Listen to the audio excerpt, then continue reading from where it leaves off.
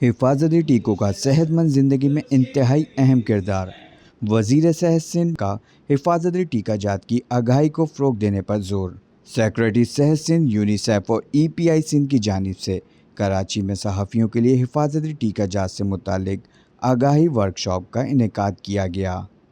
Statistical officer ای پی آئی doctor زین العابدین، UNICEF Sindh کے officer mister Sunil راجہ اور surveillance officer WHO doctor Ghulam حسین بلیدی نے حفاظتی ٹیکہ جات کے پروگرام میں شامل 12 بیماریوں پر روشنی ڈالی، جن میں ٹی بی، پولیو، کالی کھانسی، ہیپاٹائٹس بی، نمونیا خسرہ، ٹائیفائڈ اور روٹا وائرس شامل ہیں۔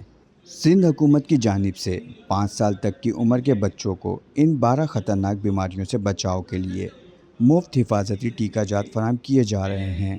ماہرین کے مطابق سندھ میں جلد ہی HVP ویکسین متعارف کرائی جا رہی ہے، جو نوجوانوں کو سروائیکل کینسر سے بچاؤ میں مدد فراہم کرے گی۔